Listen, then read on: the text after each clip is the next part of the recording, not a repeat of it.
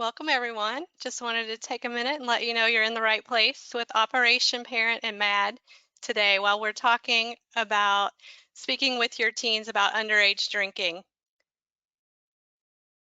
While we're queuing up this afternoon, I'm going to have mention a couple of our upcoming webinars. So we know that your time is precious and we appreciate that you're spending it with us. But if you have a minute to go to operationparent.org and register for a couple of our upcoming webinars, that would be great. The links are not all live yet, but they will be here shortly. Our next one is rebroadcast by our very own Mary Beth Uberti, 5 Strategies to Raise Drug-Free Kids. That's happening on Wednesday, December 16th in the evening, and remember that is a rebroadcast. We also have some additional rebroadcasts in January. We're recognizing with the length of COVID and the stress of COVID that a lot of us are needing extra information and materials and just hope to get through. So we've put up more rebroadcast in the honor of that. So one is the keys to reducing anxiety and depression in children. And then also the other is keeping positive body image and self-esteem.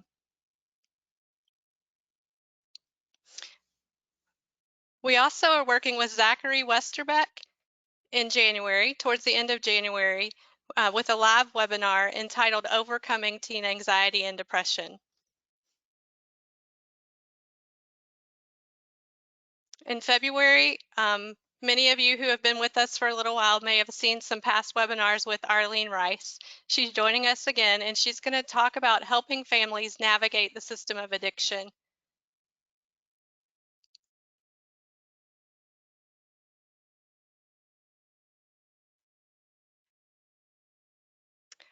Operation Parent's mission is to love and support parents by providing them real-world information, connection, and most importantly, hope.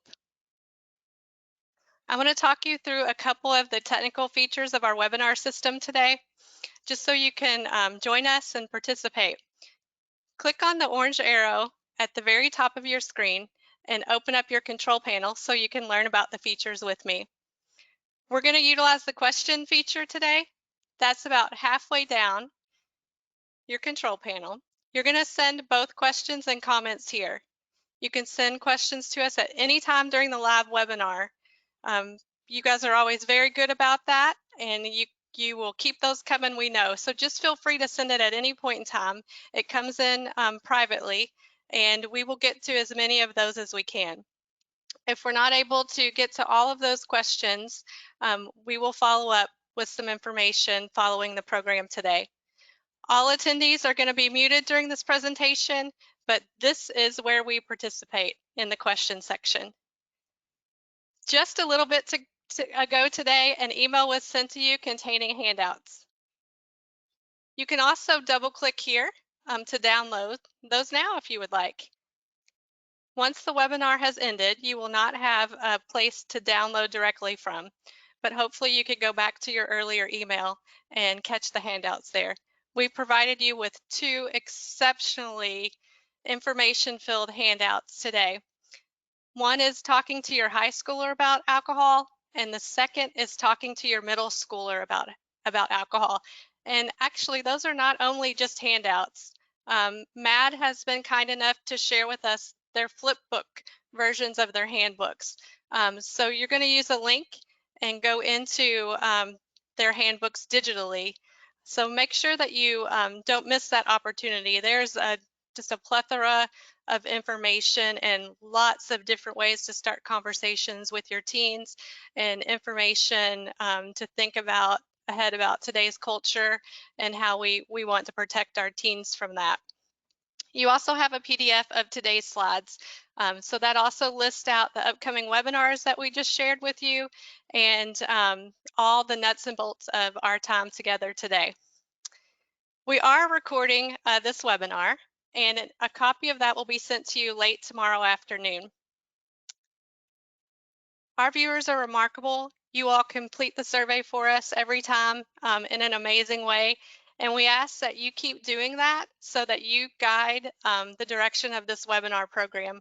We're doing it to be helpful and useful to you, and the feedback that we get on those surveys is tremendously helpful. And without further ado, it's my pleasure to introduce you to Helen Woody. She lost her beautiful teen daughter at the age of 16 to a drunk driving and drugged accident. And we have watched her in just the short time that we've had the pleasure of working with her. We've learned so much about how she's worked through that grief by becoming a trailblazer in prevention.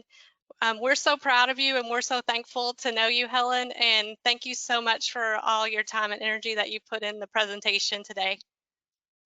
Great. Well, thank you. It's an honor and privilege to be here. I'm very grateful to know what you do. So it's a mutual admiration society. Yes, ma'am. All right. Well, I am so happy to be here, as I said, and I'll introduce myself, Helen Woody. I'm the National President of Mothers Against Drunk Driving, and I came to MAD, it's hard to believe, but 20 years ago, at the sudden violent death of my 16-year-old daughter. And MAD was there to help me survive because I didn't want to. And the first thing MAD did actually was attend criminal court with me. As a law-abiding citizen, I didn't know a thing about criminal court. And so the first thing I did was become a volunteer victim advocate so that I could do the same thing for others. And I volunteered for 9 years and then came on staff to promote and to speak at the Power of Parents program and the Power of Youth program. That was in 2011 when these programs were unveiled. And so it was just really meaningful for me to be able to do that. So I also, as national president, am the spokesperson for victims across this country. And I advocate for tougher DUI laws and high visibility law enforcement. Law enforcement is such an important part of our mission because they are at the front of the lines in protecting all of us on our roads. So using this program, you'll see where we're going with it, but the bottom line is we want to open and have ongoing many conversations with our young people. And we want to prevent deaths due to underage drinking. So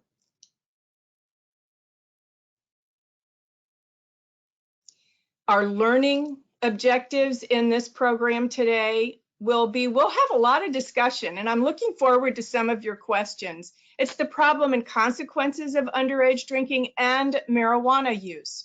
While underage drinking is the #1 problem, marijuana use, because it's being legalized in many states, is moving right on up there. So it's very important. The information you learn today can be used either for alcohol or marijuana or any drug that your child might be subject to impact or might hear about. And we'll speak about the role of teens and their friends and their peers. And here's what I like to point out. Friends are different from peer groups. Peers would be a larger group. Your friends are your close few, your bubble, your ones who are with you. So, and that also the same with parents and adults. Parents and adults are different. Both have a part in preventing underage drinking, and we'll look at the difference and the similarities. So we'll learn what you can do today, tomorrow, and in the future to keep your young people safe. That's what we all want to do as parents. And so at MAD, we always start with a mission moment, which is why we exist. MAD is a premier victim services organization. So we serve victims. I was one of them. This is my daughter, Helen Marie. You can see by her pictures, she was a drama kid.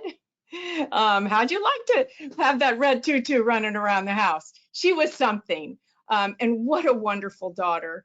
She was so interested in drama. She came home from school and was nervous because she was going to direct a play the next day. She said, "Mom, the portraits have come in." You can see the portrait on the left there. She wanted a drama headshot. She was 15, and my friends had said, "Get a photograph of her at 16 because their faces change." And so I said, she said, "Okay, I'll do that, Mom, but I want a headshot." And I said, no, you're 15 years old, no headshot." And so she said, "Then I'll take my picture in my dungarees." And I said, "Okay, deal." And so I got that precious picture. She never saw it. I had to go pick out this portrait by myself. She went rollerblading the afternoon that she heard the portraits were done, and went to the end of the driveway, flipped around. "Mom, I'll be right back. I'm nervous. You know me, I cross at the crosswalks. I stay on the bike path. I love you. I'll be right back." And I never saw her again. So that's the picture of her that I want to remember. The same day, there was another teenage girl. She was 17. She spent her afternoon working off her stress by doing shots of tequila and smoking marijuana at a neighbor's home where adults were present.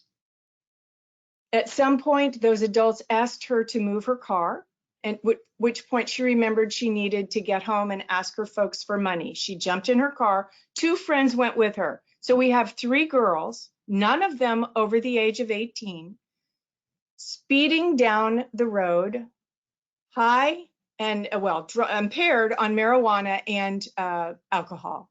65 miles an hour in a 30-mile-an-hour zone. The driver caught the outside wheel on the edge of the road, overcorrected because she was drunk and stoned, and spun off the road onto the bike path. Helen Marie looked up and saw the car coming, and there was nothing she could do but die. The car crashed into a tree. I heard the sirens, and I can remember thinking, "Oh my gosh, I'm so glad she's not in a car. I'd worry if she was in a car." She had just gotten her license. She was one of those that had to go get her license in the morning when she was 16, which she did. And so we waited, but she didn't come home. And so my husband jumped in his truck to go find her, and he came upon the scene of the crash. And they said, "Pull over here, sir. There's been a crash." And he began to pray, "Oh, Lord, just let her be hurt." And then a police officer came up with a photograph, a Polaroid, didn't have cell phone photographs 20 years ago, and said, "Is this your daughter?" And my husband said, "Oh, no." And so they brought the medical examiner's van back for my husband, and he had to identify his daughter, at the scene of the crash. I was home with our 13-year-old son. And he came home a changed man, our family shattered. And my friends and my faith and MAD were there to help me survive. But that's what brought me to MAD, and that's why this is so important to have. That's why this particular information is so important to me, because it's about teenagers. That young woman had to go to prison.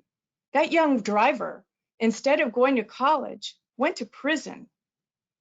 And my daughter's life ended. Mine did not. So it's an honor to be able to get this information out there. And we want to create a day when there are no more victims. And we know that starts with preventing underage drinking, because that's tomorrow's drivers. And this is MAD's mission. You will see we want to eliminate drunk driving, help fight drugged driving, support the victims of this crime, and prevent underage drinking. We're a 4-fold mission, and we are dedicated to it. And I want to pause a little bit because this is our 40th anniversary, 2020. MAD started in 1980 in California. Here's the inspiring part, with one woman's voice, one woman, because her daughter Carrie was walking along the side of the road and was hit and killed by a multiple time offender. He'd just been released from jail. And she vowed that this could not happen. He faced no consequences. I think he had to pay $100. And so she founded MAD in California. And soon, because there were so many people dying, there became a MAD chapter everywhere. And what they did was put a face on the numbers. And then in 1984, there have been some milestones. Starting 1984, the 21 age drinking law. We know, science shows that law saves lives. And that's why it's so important that we talk to our young people. 0.08 was another milestone. That means that across the country, in the year 2000, it was signed into law. And by 2004, every state, it became illegal to drive above the rate of 0.08, the blood alcohol content. So 2006, our campaign to eliminate drunk driving, which we talk about police officers and their role, and also technology and how ignition interlocks in every offender's car is going to save lives. So 2011, power of parents, power of youth. And here's the thing I want you to remember. This is the thing I'm really grateful for. MAD has cut the death rate of DUI or impaired driving deaths in half since 1980. Still way too many. 2018, it was 10,511 lives. So we have work to do, but it sure beats 30,000. So that's our 40th anniversary, and we're celebrating.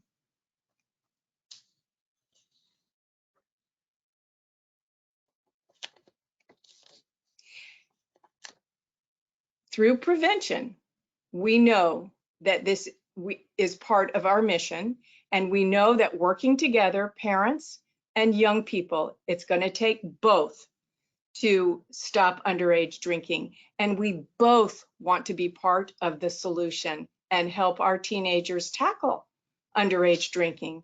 So we'll use the power of youth, which is about making healthy choices and educating young people, and the power of parents, which we'll talk about today. And this is we have two books, one talking to your middle schooler and one talking to your high schooler. But the most important thing is that we're going to make these ongoing intentional conversations about alcohol, because so many people think, oh, well, I have great children. You've got to speak specifically about alcohol. So that's what we'll be doing today. Nationwide is our national presenting sponsor. We are so grateful for without them, this wouldn't be possible. And they also are continuing to contribute to our future of no more victims. So underage drinking and its problem and consequences. And here's a really important point. So many parents think that alcohol is just not that dangerous. What I want everybody to understand is that it is the #1 killer of our young people. Alcohol is a dangerous, addictive drug. It is the one most commonly used by our young people, more than tobacco, more than marijuana, or any other illicit drug. It kills 4,300 youth every year. So we know that they're going to be curious about this because alcohol is legal everywhere. And so we know that children as young as 8 start thinking about alcohol and what it is. And that's why parents are so important to model responsible behavior, because national surveys show that the younger a person starts to drink alcohol, and the earlier it is that they become intoxicated, the greater likelihood it will be that they have alcohol dependence later in college and will engage in risky behaviors later in college, like getting into a car with somebody else who's been drinking because you lose your ability to discern, unprotected, unsafe, unplanned sex. And all of this begins long before college. So we can talk to them while they're still at home. So we know the human brain isn't developed till mid-20s. So really a young person doesn't have the ability or the executive functioning to make some of these decisions. We know that the executive part of the brain, it's about judgment, planning, self-control, all of those things that teenagers find so difficult. One of the things that I just mentioned and I want to highlight is that underage drinking isn't about maturity. You may have a wonderfully mature young person. It's about biology. It's about the brain.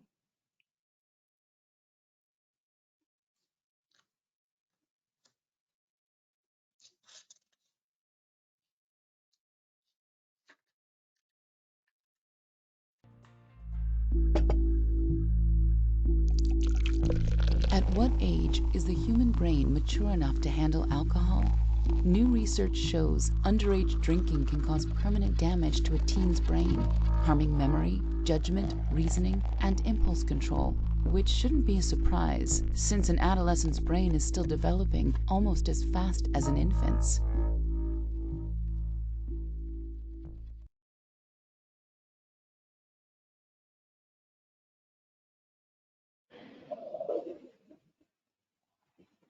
There are so many changes going on in that adolescent brain. It is amazing to me that it's just as much as it is when they were a baby.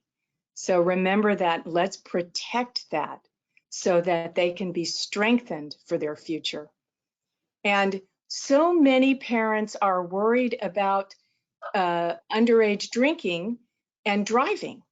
And yes, that is a problem, but taking away the keys doesn't take away the risks.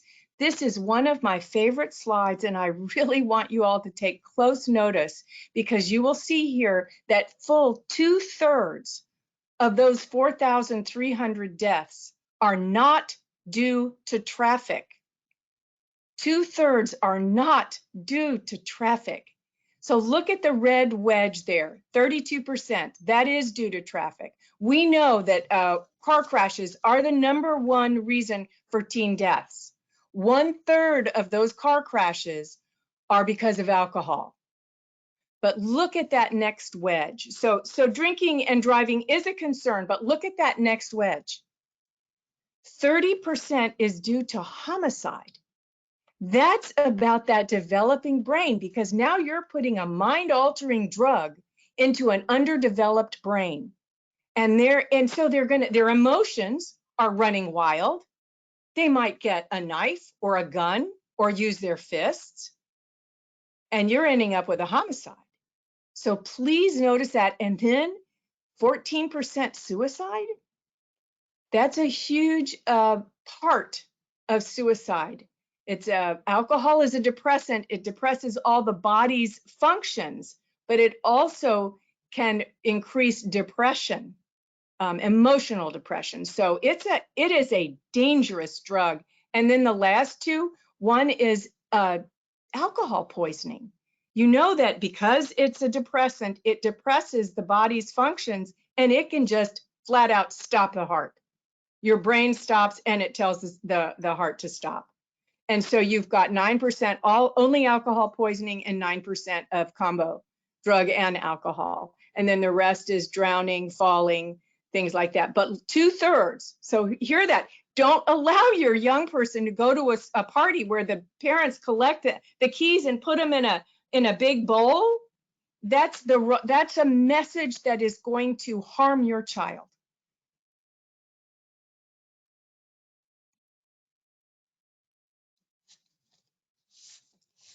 Now we're going to talk about the role of friends versus peers. And I always like to point out that those are two different things. Peers are one of the main reasons that our young people drink, because it's peer pressure. But also, what they might not understand is they're getting the wrong information. They're getting the information about how many of their peer group drink. They might hear it in class. Oh yeah, I really got wasted. And they might think, okay, well, everybody's drinking. Well, that's just not the correct information. Our program and our book will point out that 25% of 8th graders have tried alcohol. 1 in 8 teenagers binge drink. That means 75% of 8th graders have not tried alcohol, and 7 in 8 teens do not binge drink. We know that when a teenager drinks, they drink completely different from adults. They binge drink. So we have fewer teenagers drinking, but those that do are binge drinking. So please, because this will normalize it. And so make sure they understand that we want to correct the misinformation that the majority of our young people are not drinking. They have goals and plans. So that's an important message, as opposed to peers where they just might hear. I think one of the most dangerous situations our young kids can get in is a group, maybe a party group where there's a lot of kids that there's a lot of pressure. So we'll talk about that later on, but this just points out the difference. And again, the role of adults as opposed to the role of parents. The misperceptions of adults are also very dangerous, because they might think, okay, I'm going to give my child alcohol to take away the mystery. I'm going to teach them. I'm going to teach them to drink. And we know, because of there's no executive functioning, or very little, that they cannot be taught to drink. It's not maturity, it's biology. Be very careful that you know where your young people are. I have a friend who was horrified to find out that the family that her daughter was going over to have dinner with was serving all the young people wine. Very civilized, but very dangerous. So make sure you know what it is. This young friend of mine had a depressive part of her. So this was so destructive. So make sure that when you've got your kids around other adults, that you know what's going on. It's never okay to provide alcohol to kids. So many people might think, adults might think, oh, well, you know, I used marijuana when I was young, and I drank some when I was young. But things have changed. Science has emerged. Science is there to back all this up. This research you're going to see today is based on 2 decades of science. This isn't about anyone's bias. This is about 2 decades of science. So understand that science has emerged and is so much more stronger, and how dangerous it is to give your young person, or allow your young person to be given alcohol. Because I want to say, to be given alcohol at home, because they don't connect that, oh, this is only at home. They connect, oh, my parents think it's okay. So they'll drink more.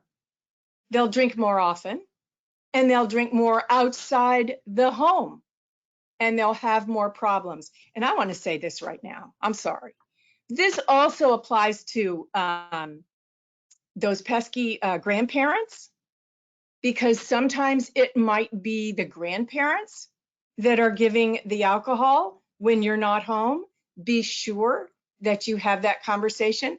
I can tell you personally about what happened to me. Helen, Marie, and John, our 2 children, have had 2 wonderful grandmothers. And one grandmother when they would run up and say, oh, let me have a little sip, she would give them a sip of whatever she was drinking. And the other grandmother came to me. Never in her life did she tell me no, except this one time. And she pulled me aside and she said, do not allow that. This was before all the science was out there. Do not allow that. And so I pulled the other grandma aside and I respectfully asked her to please not give my children and her grandchildren little sips of alcohol, because now science has proven that even those sips as a young child puts them on a different road.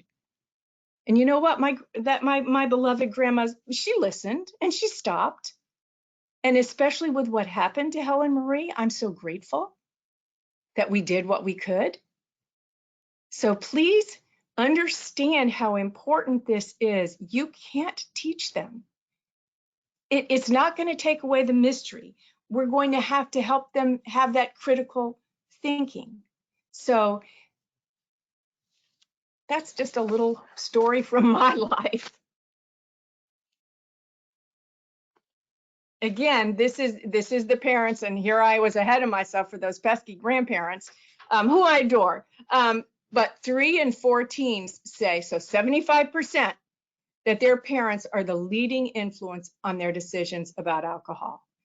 We know that research in America and in Europe indicates that giving underage kids alcohol has no benefit for them, has absolutely no benefit. So it's important to know that that research is out there. It's been done in Europe, and we know that places that allow underage drinking have more problems. Anyway, what other drug would a parent experiment with on their children? Would you say, oh, let's have a little bit of cocaine so you can see what take away the mystery of that cocaine? Or opioids? You want to try a little bit of opioids at home so you know what it's like? Understand you're strengthening and protecting your child with this information. Again, it's about biology, not maturity. So this is our handbook. We're very excited to have it and to give it out. Remember that 1 in 8 teens binge drink.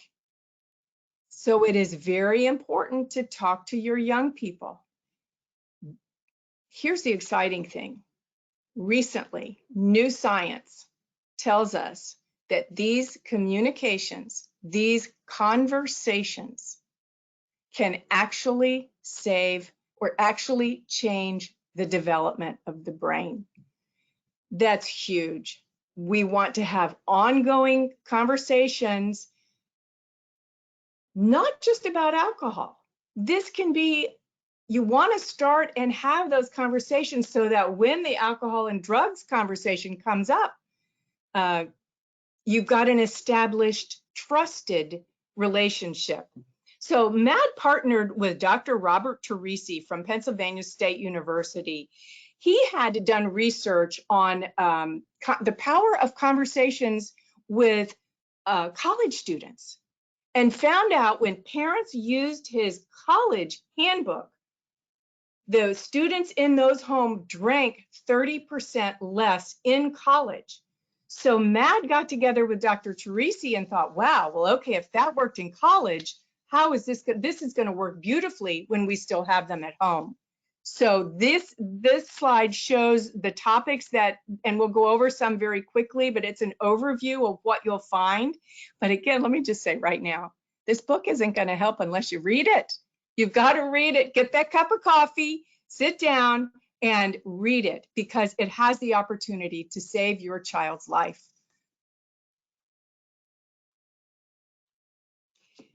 Here we are back at those executive functionings again. They are at a critical stage. And so it's so important that we understand their world. Okay, how often, they don't want to talk. They want to text or Twitter or tweet. Of course, I don't. I want, I want to talk. So we need to find the right time. We don't want to just start talking when they're tired or when they've just come home from sports or when they have a huge test. They're thinking about here and now. Their future is not, it's this weekend. It's not 5 years down the road. So that's what we really want to take care and make sure that we understand their world.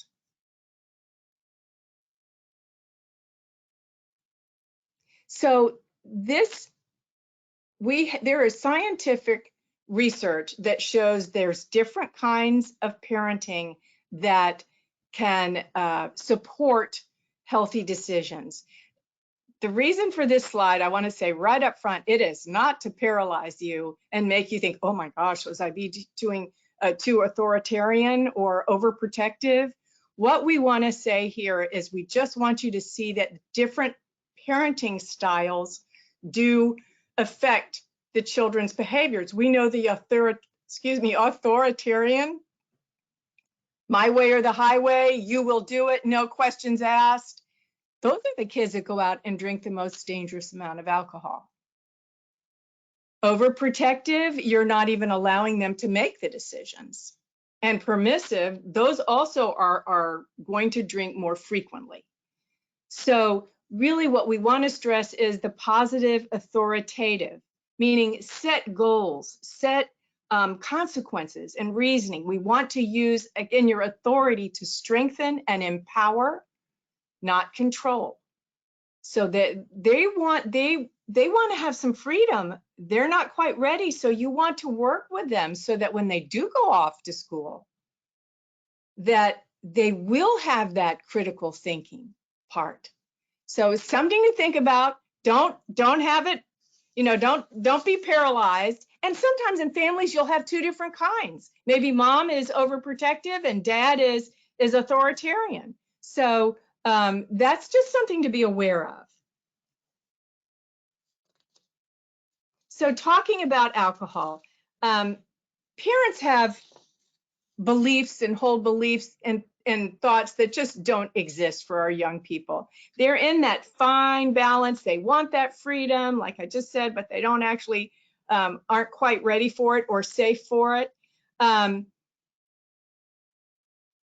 We want to have these conversations in a way that they'll be available and open to them. Don't assume, we all have wonderful children, but don't assume that they're getting all the information they need about alcohol or marijuana in their health class, because they're not.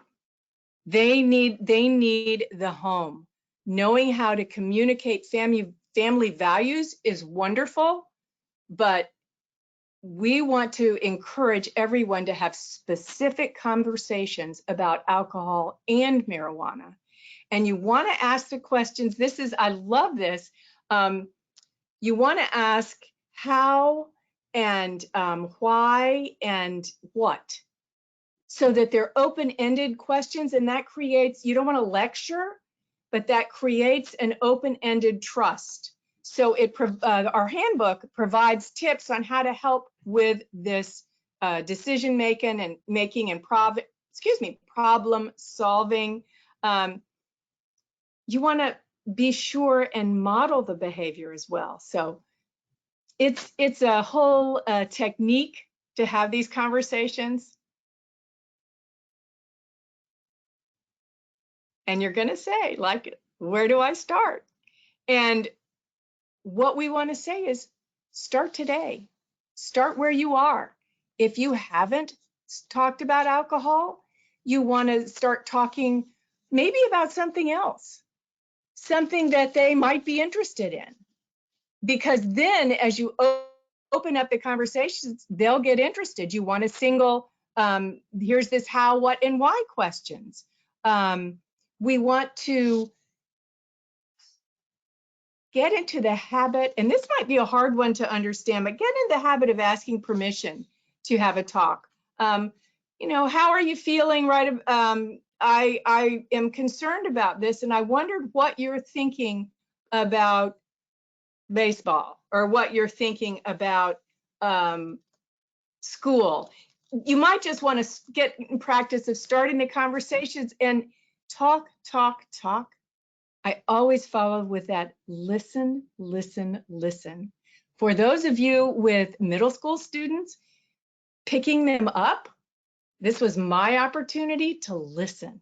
You could just be this stealth driver as you're the carpool driver. You're the stealth driver that's listening and hearing what they're interested in. So you could follow it up with your own child after, not in a way that they think you're not trustworthy, but I don't know. I just found that I learned a lot driving carpool, and I learned about her friends, Helen Marie's friends and John's friends. So start where you are, use those questions, ask permission, talk, listen, and model the behavior you want. And don't lecture. Oh, ouch. Nobody likes a lecture. That will shut them down. So listen, talk, and have those conversations, and just start.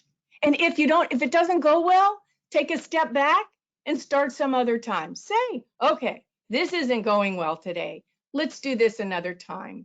Please let me know when you're feeling better. Or I really want to follow up on this because I'm concerned for you. I'm concerned for your safety, and I'm worried. And I know what it was like when I was young. So that would be a good place to start.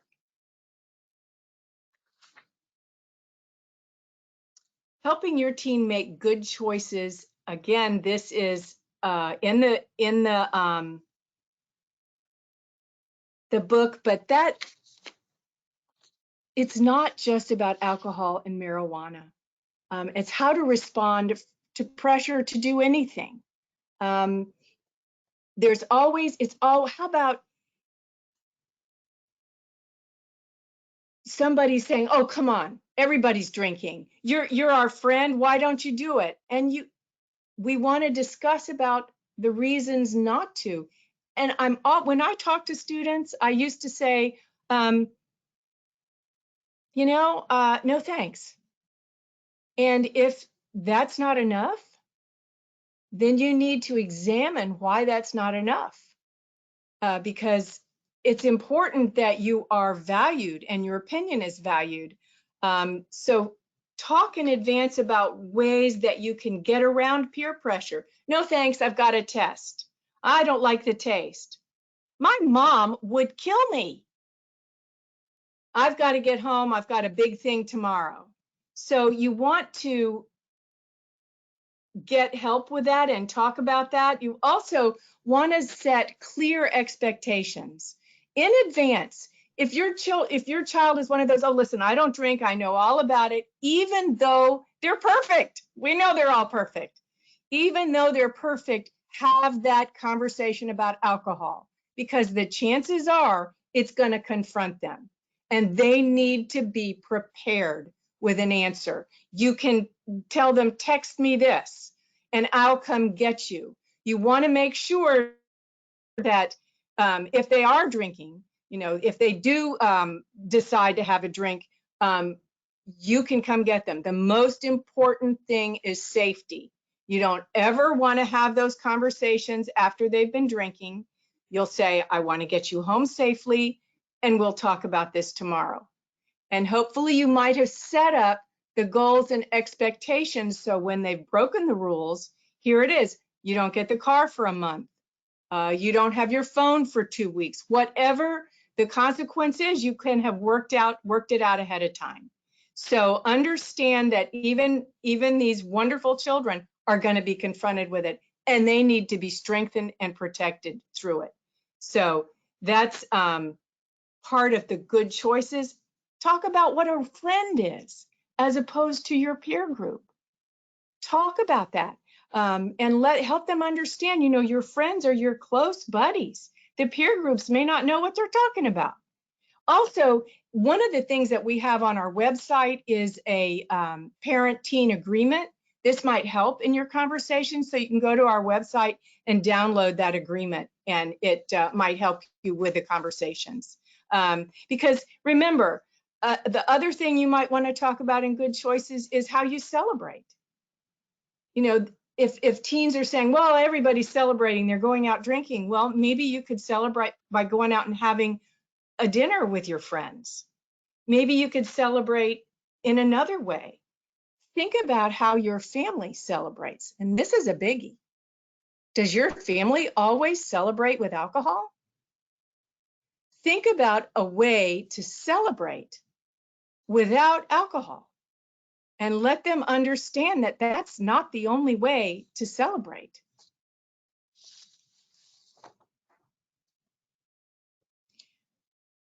And as I said, this book, our booklet, can also be used to talk about marijuana and alcohol, but I think it's especially important to talk about the combination of the two, because we know that the combination of alcohol and marijuana is more dangerous than using just either one. And we also know that 1 in 3 young people who drink alcohol, 1 in 3 of them combine it with marijuana.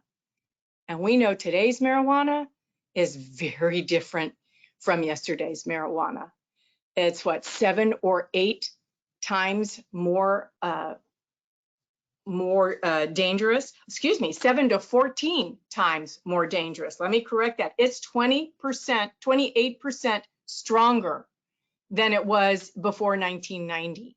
So you're talking about a very dangerous drug. And there are all these myths about marijuana. It's like, oh yeah, but I went to a class, oh, Ms. Woody, we drive better when we're stoned. You know, and that's horrifying, because you know what? They're going to hurt your family.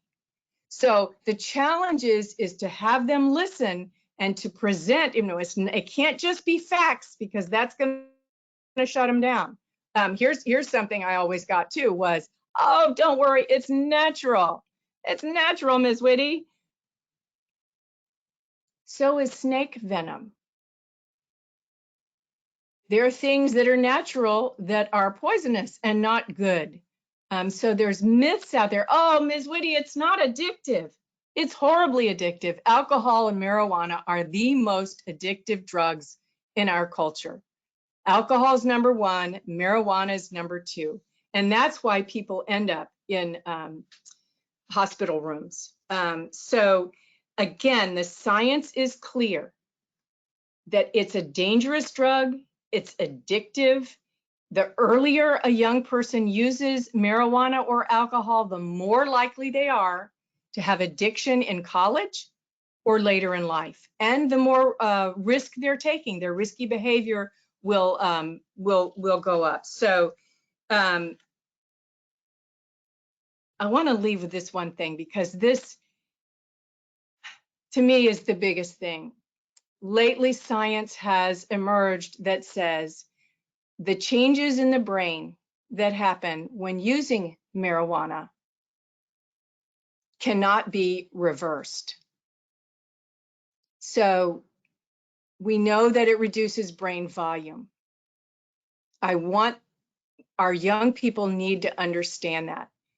Marijuana has been released on our population without the science behind it. And in some ways, our youth are guinea pigs.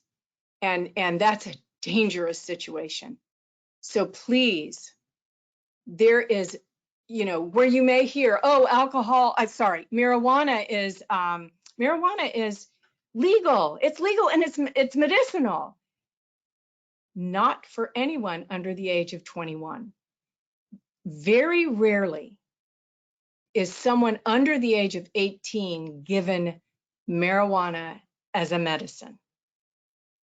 And if it's used as a medicine, there is a prescription and a doctor's oversight required. So this is a dangerous drug, and there's a myth out there that it's not dangerous at all. So earlier this year, MAD released actually it was in February, and it was a survey, a national survey regarding perceptions of cannabis. You can find it on MAD's website. And what is presented was what people thought of marijuana. Again, not all the science is there yet, but when you read this, you will be surprised in some of the perceptions that we have about marijuana.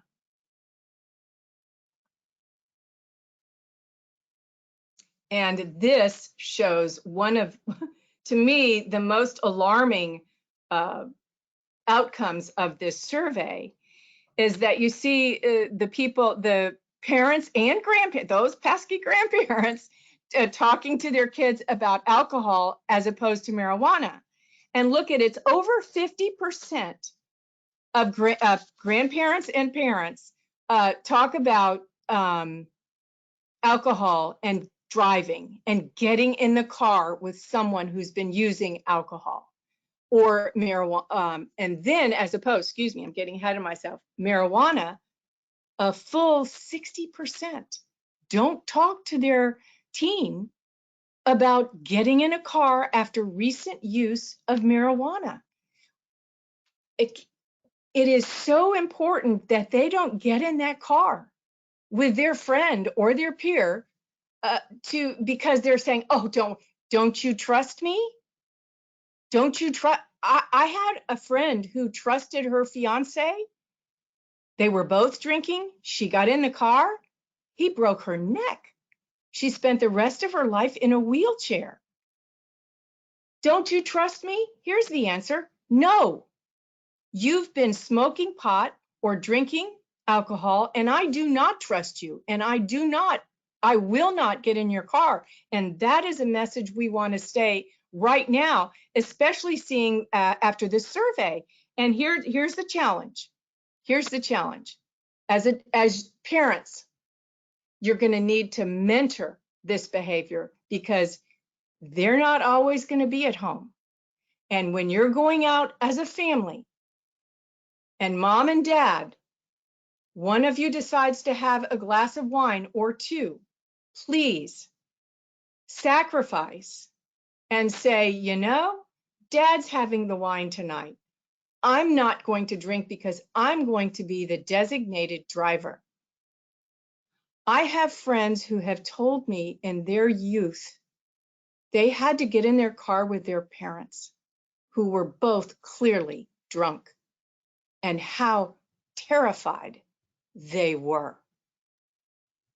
This is a real thing to discuss. And what kind of model is that? My parents don't drink and drive, and I'm not going to get in the car with anyone who is drinking and driving and help them use that how, why, and what to help them get to you to get them out of that situation if they're faced with another adult that's not their parent who is going to be driving them.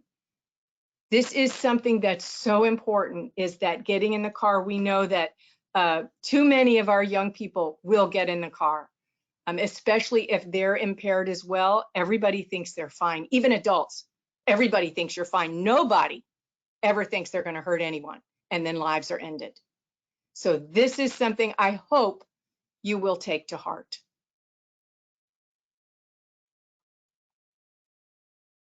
So you have the power. You may think that they're not listening. Remember, 3 in 4 of our teens say that their parents are their number one reason in their decisions whether to drink or not.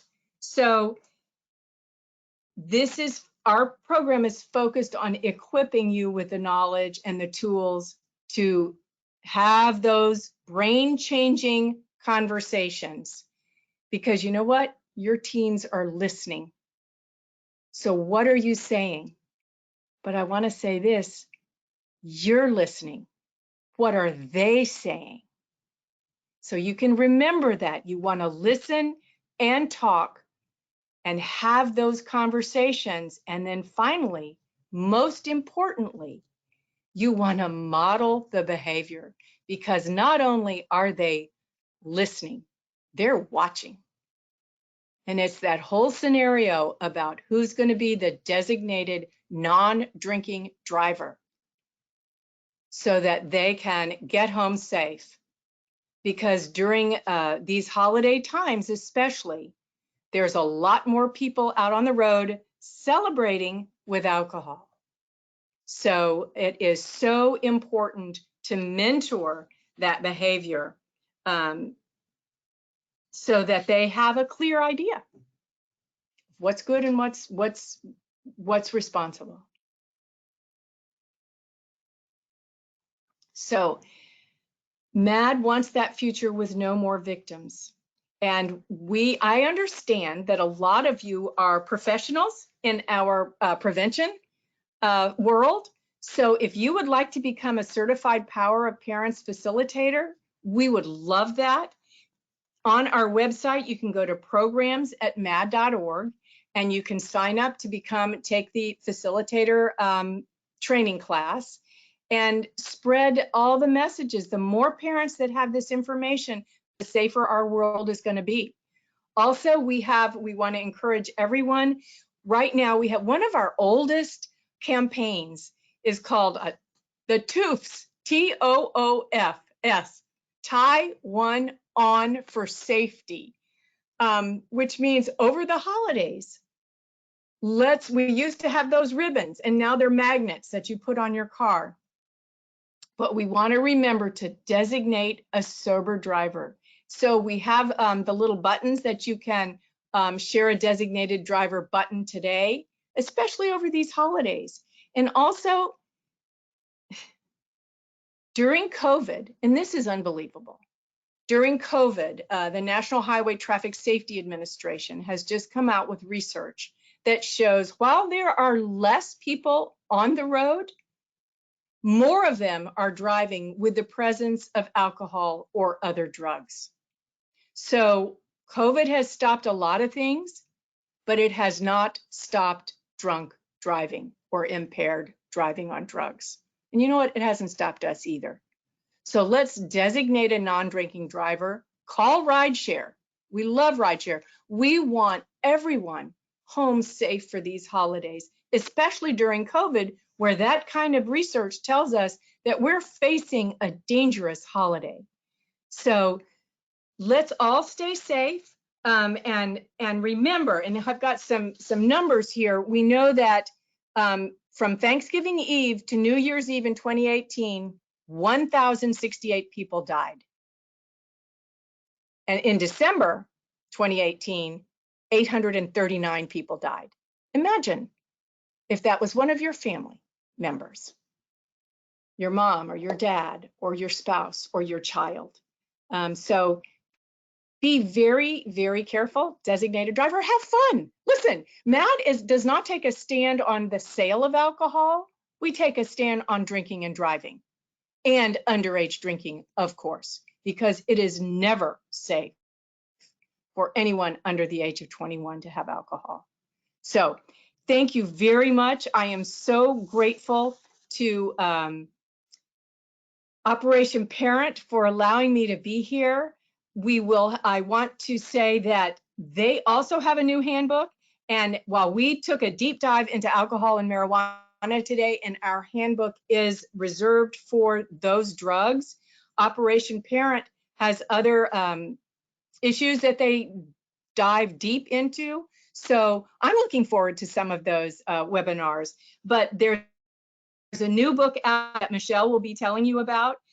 So thank you again today for having me. It's been an absolute privilege. I'm so happy to know about Operation Parent and the work that they do. And I also plan to attend their webinars. So thank you, Mary Beth. All right. Thank you, Helen. Wonderful job. I really appreciate it, and we all appreciate your time. We're just going to go through a few slides here as we get ready to go into the question and answer time. So what I would like you and invite you to do is to go ahead into the question section and post your question there. We have a few slides to go through with Operation Parent, and then we'll come back and start the question and answer section. Okay, so these are the additional resources that are available that talks about obviously more than just alcohol and marijuana, but definitely includes alcohol and marijuana. Great sites to go to and places that you can find more information. So they are available to anyone. This is our parent handbook. As Helen mentioned, we just released our newest edition of our parent handbook. This is our 8th edition on the middle school, high school parent handbook. And I just encourage you to go ahead online to operationparent.org/shop, and you can go ahead and order a copy for yourself. We do have a discount of 20% off of one book. So you can use that discount code there, and you can go ahead and order that handbook. That is good through next Friday, December 18th. We also will have the discount code in the follow-up email that you will receive tomorrow, 24 hours after we shut down the webinar today. That will be in the follow-up email also. Just an FYI, in the follow-up email, you will get a recording of this event. There'll be a link there to go to the webinar recording, as well as for the survey. This is for our 7th edition parent handbook, the middle and high school version. We are obviously getting ready to sell out on those. And so we do have a better discount available for you, 50% off if you want one of our older versions. We have the English and Christian editions left. Again, you can go right on to operationparent.org/shop. Enter that discount code for the 7th edition handbooks. Just to go through real quick, our next webinars are coming up. There's going to be a rebroadcast of 5 strategies to raise drug-free kid. I did this presentation, and so this will be a rebroadcast. You can put in questions. We just won't be live. The questions I'll be able to pull the next day, and then I will respond back to you. We also have rebroadcasts set up in January for keys to reducing anxiety and depression in children, featuring Dr. Van Schoik, and then keeping it positive, body image and self-esteem with Dr. Amy Grenemeyer. Then we have, sorry, went past that one a little bit too fast. We have a new live webinar coming up in January, on January 26th, featuring Zachary Westerbeck, and that is on the topic of overcoming teen anxiety and depression. He's going to tell his own personal story on this and what he has done to help himself. So this is will be really interesting. And then again in February is helping families navigate the system of addiction. This is featuring Arlene Rice. She presented for us quite a few times in the past couple of years, but she's going to really delve into what do you have to go through and what are the ways you can find help for your loved ones? What are the different options that are available? What one might fit your child or your adult child better? And then what are the things that you need to understand as they go through this process? So it'll be a great webinar with Arlene. You can always follow us on Facebook, Instagram, and Twitter. If you have not signed up for our e-newsletter, go to our Facebook page, our Operation Parent website and sign up for our e-newsletter. All right, so with that, we're going to come to the questions section here. Let me just pull out these questions so I can see them. And go ahead and put your questions in if you haven't had the opportunity, and we're just going to go through and pose the questions to that. Some of these will probably be about Operation Parent too, Helen, so I'll answer a few here and there as we go through. Somebody is saying, can I make a copy of the book and give it to a parent? Helen, can they make a copy of your book and give it to a parent? Well, it's really easily accessible on our website. You can go to mad.org, Power of Parents, and we'll have the flip book. And I think, Mary Beth, you all are sending out a link that you can have, and I would imagine you can forward that link Yes. and using the flip book. The flip book is great. Yes, it is. It looks wonderful. It really is easy to use. Okay, so everybody, FYI, that those links were sent to you in the email about an hour prior to the event. It was the handouts email. So everybody who registered has gotten that. So go in there, you will see the links. You will also receive the links again tomorrow in the follow-up email. We'll have them in that follow-up email. So you're going to get them multiple times, and it'll be easy to get a hold of it. But do you have I also want to add, sorry, excuse me, if you contact MAD, we can get you a book for you. That that would happen too, but this would be the fastest way to get that information. Do you have any handbooks for talking with college students? That's in process. But yes, Okay. Dr. Teresi had that one, and we are working on that. But again, so much of what is in the book for high schoolers, you can use. It's about the conversations without without being lectures. So Right. until we have that information, use the other ones. Okay. Are alcohol-related deaths in youth higher than youth completing suicide? Do you know that answer? I believe so. 4,300. I don't know how many 4,300 underage drinkers die every year. So I don't know how many young people die of suicide. And I don't Okay. know how it's reported. Is there any way we can get involved and help prevent drinking problems? For example, any movements or clubs we can join? Well, you mean in school? In school, there's Yeah. there's a SAD club. A lot of times schools have clubs like that where people of a like mind join together. We have the Power of Youth program, which we can bring to a school. You could start your own interest group or club, but SAD, Students Against Drunk Driving, is one of them. And then sometimes sometimes your local police uh, uh, will have programs that they'll bring to your school too. So MAD will come to your school, and then sometimes police if you don't have a program. But check with your activities director or someone there and see if there's some kind of program. Okay, great. Another person asking about sharing resources. Yes, share the links. Share the links, as Helen said, for the handout for the handbooks. That's the easiest way to get that out to somebody pretty quick. What is the recommended age to start talking to your child about alcohol, and when is it too young to have that discussion? Well, the information MAD has is that at 8 years old, they're already thinking about it. So we know certainly by 8 years old, but you could be starting earlier, just even in other conversations. Because they're curious. They hear about it. They see it on television. They see it in advertisements. So it's never too young, I don't think, to start the conversation. You want to temper it. We are also working on a program for younger children. But the important thing is to just develop that trusted relationship so that you can, at maybe 6 or 7 or 8, start talking about alcohol. And it's never too young to model the behavior that you want to see, Mm, because they're going to do what they see. yes, it's true. They're watching. What is it in alcohol that makes it addictive? Well, now that's a good question. I'm not a scientist. I'm going to have to skirt under that one. It is, I think, in and itself is addictive. Think about it this way. Addiction is a brain disease. Mhm. And so if you start using alcohol, it's going to get tied up in your brain, and become addicting. I think just that the scientific ethanol, I don't know what the word is for alcohol, but that's addictive to the brain.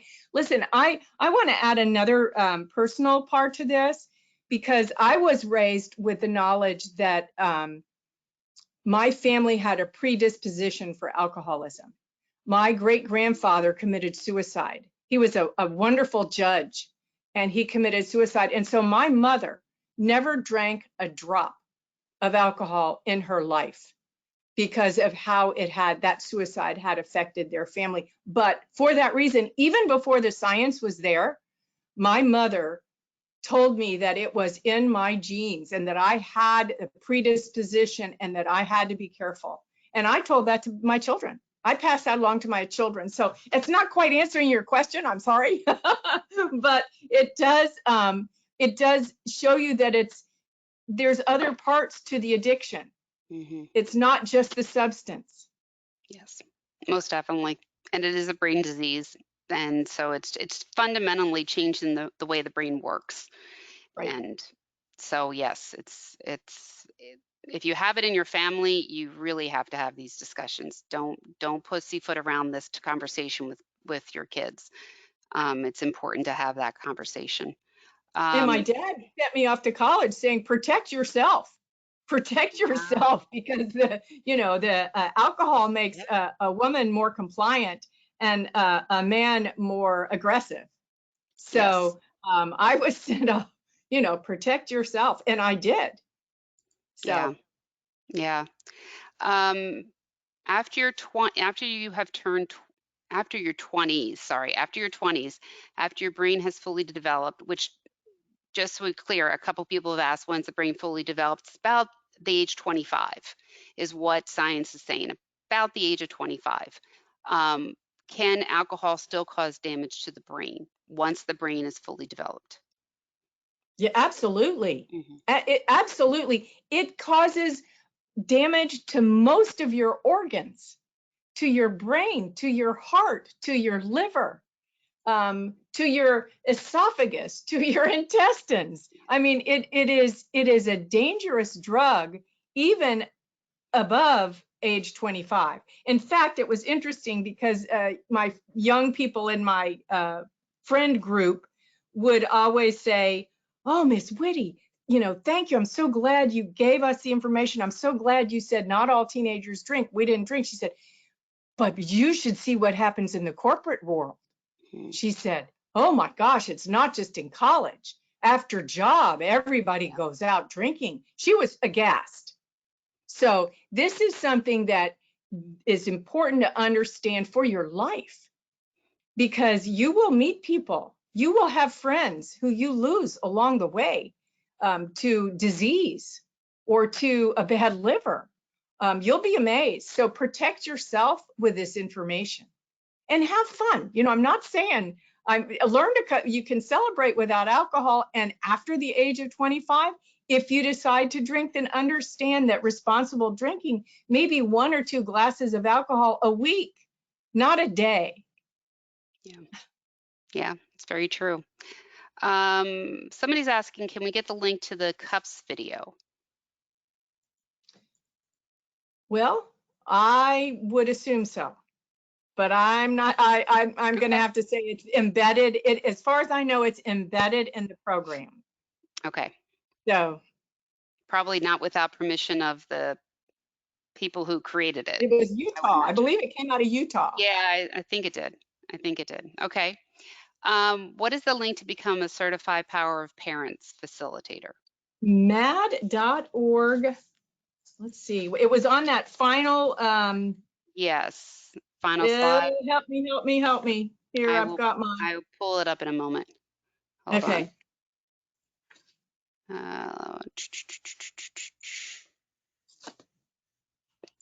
Wait, I'm going to get it. Programs at mad.org.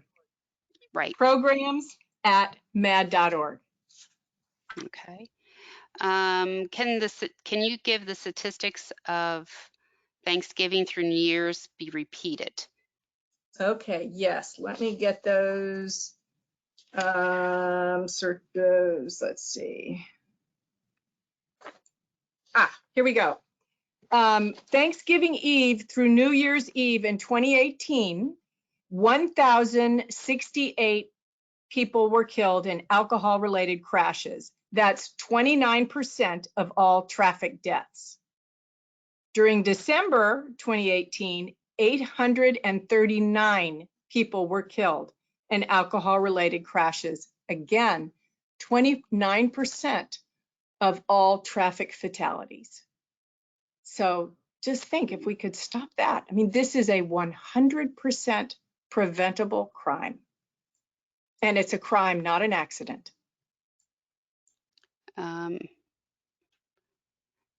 Okay. Hold on. This is a long one, so I'm just reading through it. What is the citation for marijuana being the second most addictive substance following alcohol?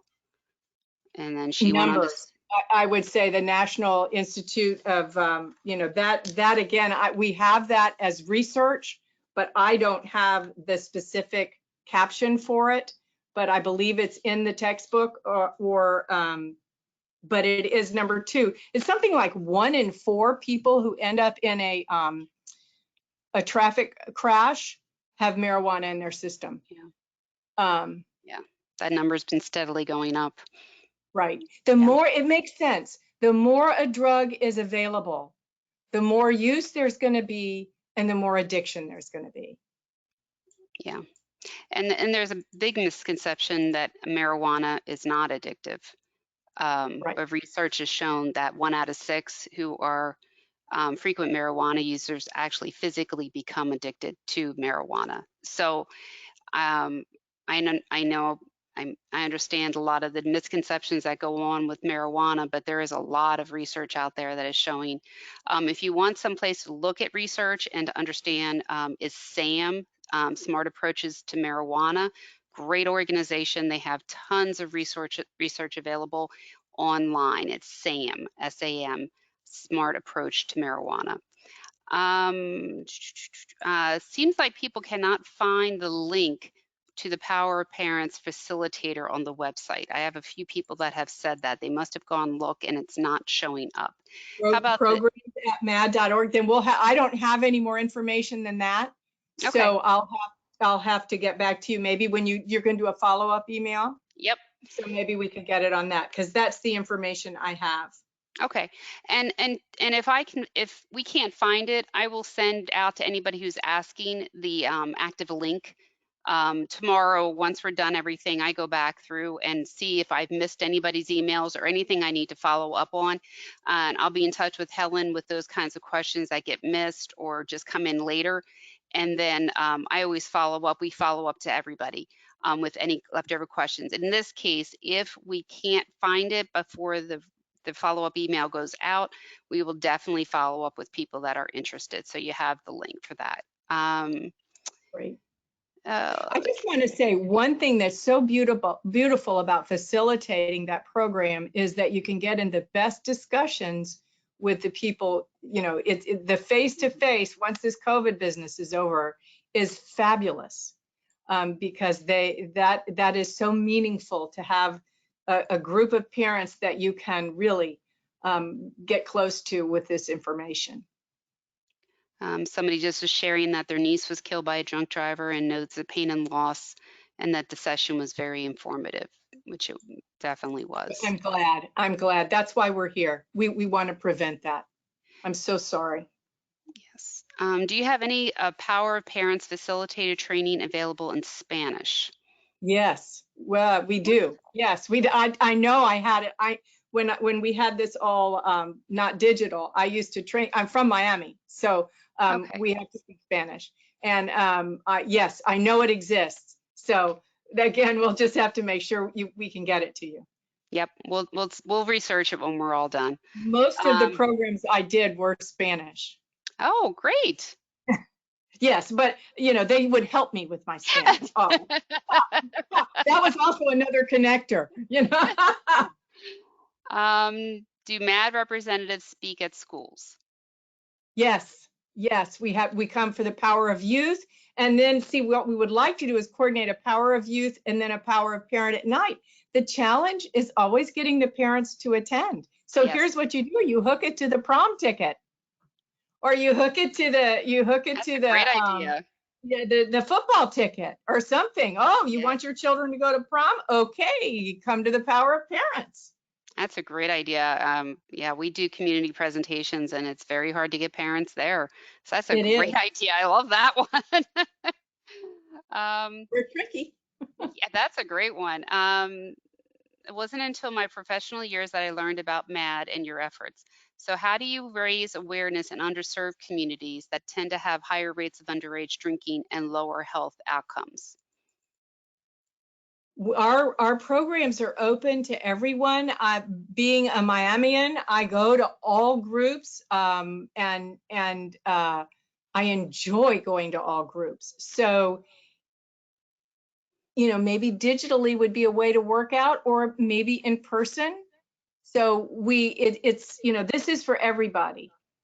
And so that's what we would do. And we have it in 2 languages. In Miami, I always get asked if we have it in Haitian, and we do not, but I do go to our Haitian communities and present it. So that's I love doing that. I'm going to thank you here and asking if you're interested in speaking to coalitions, drug-free Sure. coalitions. Yeah, Okay. sure. Oh, absolutely. Yes, the power of parents can, anywhere. Yes, power of youth, power of parents, absolutely. You're our professionals. So yes. Wonderful. I'll send you that email address so that you can contact them, and that'll be afterwards. Somebody's saying, I'm agreeing with asking how or what questions can lead to good open discussions, but won't why questions cause the young person to become defensive or an attempt to justify their behaviors, which might not facilitate a good open discussion?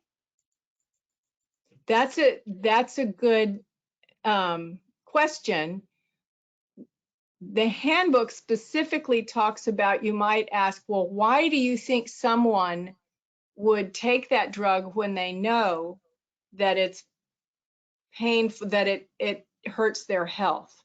That was the specific one I saw. Or why do you think this? Or why would you imagine that people would continue this way? I don't know. I'm trying to think of what why question would make them defend. Why do you, I mean, you don't ever want to say, why do you do that? Why did you do that? That's good. Right. That's going to shut them down.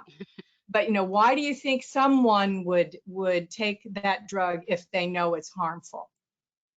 Right. That's a good way to put it. I'm just wondering about what you've mentioned about responsibility to children and what your thoughts are on community care solutions to problems like this. I feel very concerned that policing as a response will continue to criminalize communities of color and poor communities rather than build justice to the actual issue of driving and drinking. Well, I'm not sure that I understand the question, but what I want to say is MAD partners with law enforcement who are trying to stop all drunk drivers. I don't think a lot of times, they're observing the car. They're not observing the driver. A police officer is observing the car and they see if they're swerving or if they have to have probable cause to stop a car. If you're talking about profiling, that's another question. But if you're talking about drunk driving, listen, that the traffic safety is public safety for everyone. There are, and so if I'm understanding you correctly, the profiling of a certain driver would be a problem. But if you can't even see the driver, you're just watching the car. I have gone to sobriety checkpoints, and they found that those are 17% effective in saving lives. And what they do, just so you know, is they will pull 5 cars over and the rest go, and they'll go through each driver. And it's never a certain driver that is targeted. All 5 of those cars are checked. The drivers in those 5 cars, they're released. And then a random 5 more cars are pulled aside, and those are checked. So I'm hoping that this answers your question. Okay. Yeah, traffic safety is about everybody. Yeah. Other than webinars, what are the other efforts taken involving communities in establishing change in regards to underage drinking, in which community members can get involved? Do you mind if I answer a little bit? I would love if you answer that. There are a lot of organizations that really try to educate the parents on this issue because we do know the parents are the prevention, and that gets the conversation going. So whether it's the MAD Handbook or Operation Parents Handbook, we give you information. Something else to keep in mind, there are community coalitions out all across the United States. And their efforts are to look at the community as a whole that they're in and then try to understand what are the biggest issues that they have. A lot of times drugs and alcohol are part of their focus. So within the community coalitions, these are volunteers that are out working in the community, trying to organize different events to educate the community about the issue. So if you are interested in being involved in the community, I would look toward the community coalitions. Way that you can find out if there is one in your community is to go to your county health department. And they usually are the ones who either are spearheading it or know exactly where that is, and get involved through the coalitions. Get involved through MAD, get involved through the schools, whatever way you can to get the community activated. Let's see here. Anything you wanted to add to that one? I think you did a beautiful job. I think you did it. That's the answer. Yeah. That's the answer. Yeah. Okay, somebody said, what about the reports of people that say a glass of wine per day is good for you? I'm not arguing. I just know my daughter brought this up in the conversation once. I've heard that too. I've heard that too. I've heard Mhm. that too. And again, that's for a certain age. Sometimes I think sometimes it's for people over 80.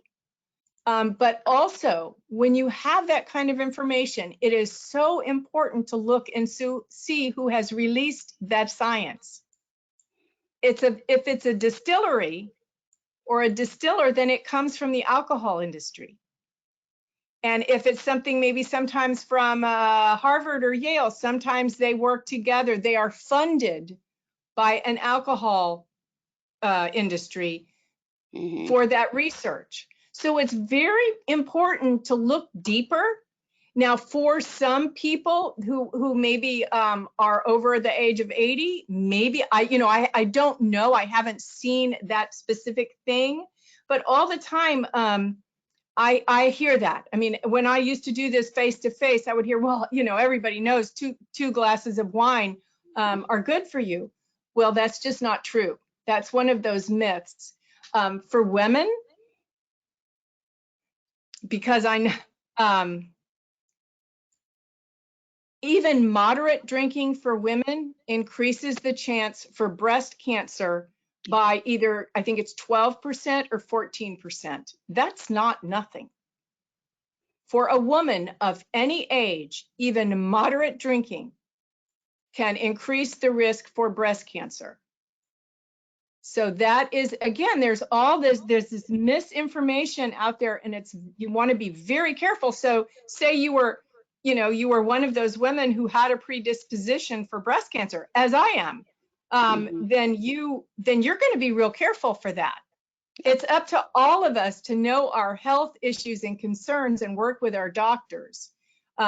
So that you can't, that's just, it's a blanket statement that 2 glasses or 1 glass of wine a day is, I want to see the research on that, and I want to see where it comes from. And it's important that we all take personal responsibility for our health.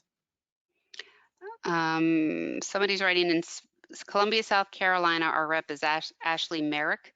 In case anyone from here is asking, please share. I took the class as well to become certified to teach it. Please share because I'm a retired law enforcement officer and was invited several of my coworkers from the sheriff department today. Wonderful. And thank you as always. Wonderful presentation. Let's see. I think we've hit the end. And I am aware I may have missed it as I was scrolling through, but I always go through these questions, and if we did miss anything, I will definitely have get back with you. So somebody just posted that they believe the website is mad.org/power/parent, and that may take you to the site. So it just might have been not listed right, but we will definitely research that. And I believe that is it. Michelle, I'm going to just turn on your camera and your audio if you wanted to come on, and if you had any questions at the end. Hi, Michelle. Hi. I was just going to let everybody know I was able to pull up the Power of Parents program. So on your phone, I'm doing it that way. It's very easy, mad.org, and then go to the Solution tab. And then next, go to Teen Drinking Prevention, and it's right there under that section. Wonderful. So hopefully that's helpful. Thank you. Thank And you. Thank you. we will post it too, so everybody has it. We'll definitely post it. Yes, and then the other thing I just wanted to add were a couple of thank yous that I intended to say in the very beginning. Obviously to Helen, who's providing us just critical information to absorb for all teens out there. Thank you so much. And also, Caitlin, we wanted to go way back to the springtime when Caitlin Blood was on a webinar with us, and she recommended the connection between Operation Parent and MAD. So we've got just huge gratitude for her for making the initial connection. Katrina Clemens and Becky Ayuada have been just critical and worked with us hand in hand to select the content, organize the content, and decide exactly what we wanted to have you speak to us about today. So thanks to all of those powerful women who made this presentation happen. Mary Beth, who's made all the technical stuff happen on the back end today and the front end with the question section. So we've lined up a lot of powerful women that have made this all happen. So we're grateful. Well, I'm returning the thanks. Thank you, because this broadens our outreach. And when we work together, we can provide solutions and save lives. And that's what we want to do. That's it. So That's thank what you, we're about. ladies, Beth and Michelle. Yep. You're welcome. Thank you. Just a reminder for everyone, the follow-up email will have the link to the webinar recording as well as the survey. The survey will show up automatically when I end this event today. Also in there, for those attending the live event, you will receive a certificate of attendance. That'll be attached to the follow-up email. And with that, I think we're done. I do believe so. It's a All wrap. right. It's a wrap. Good. Okay. Thank you again, Helen, so much. And thank you, everybody at MAD who helped so much to get this put together. We appreciate it. Wonderful. All right. Right. And with Thank you. that, I'm going Everybody to have a great holiday. Stay safe. stay safe. Stay All safe. right. All right. Goodbye.